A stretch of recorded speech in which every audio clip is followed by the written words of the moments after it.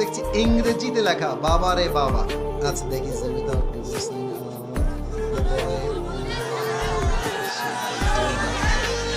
আসসালামু আলাইকুম হুজুর। এই আগে কে দিয়েছো? আমি তোমাকে ধমক দিব না, আমি তোমাকে একদমই ধমক দিব না। কে আছো বলবা নাকি ভয় পাচ্ছ? সোনামণি, দাল মে কুছ কালা তো জরুর হ্যায় ইহাঁ পে।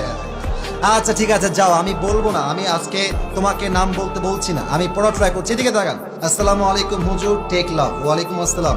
প্লিজ আনসার, দয়া করে উত্তর দিবেন। আচ্ছা, a girl named A marries a boy name B.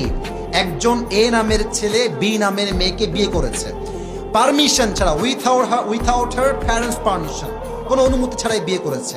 After some days the girl named A marries another বয়।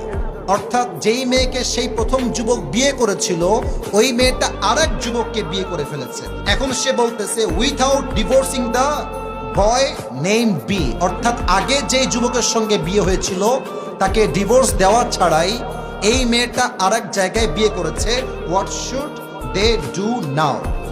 এখন তার প্রশ্ন হচ্ছে হুজুর তারা কি করবে? প্রথম কথাই আমি বলতে চাই, মেয়েটার বিয়েটা হয় নাই। এর কারণ কি? যদি কোনো মেয়ে সেকেন্ড কোনো বিয়ে করতে চায় তার স্বামীকে রেখে, তার স্বামীকে তাকে তালাক দিতে হবে। তালাক দিলেই হবে না, 3টা পিরিয়ড পার করতে হবে। 3টা পিরিয়ড যখন পার হবে তখন স্বামী এবং স্ত্রীর মাঝে রিলেশনশিপটা ফুললি ব্রেকআপ হবে।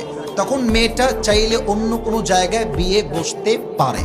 এখন সে যে প্রশ্ন করেছে, এই প্রশ্ন হচ্ছে এমন হুজুর, সে ওই প্রথম ছেলেকে ডিভোর্স না দিয়ে আবার আরেক জায়গায় বিয়ে করেছে। আমার মনে হয় যেই মেয়ে প্রথম স্বামীর থেকে ডিভোর্স না নিয়েই অন্য কোথাও বিয়ে বসে যায়, তার চরিত্রে নিশ্চিত ভেজাল আছে যুবক ভাইরা।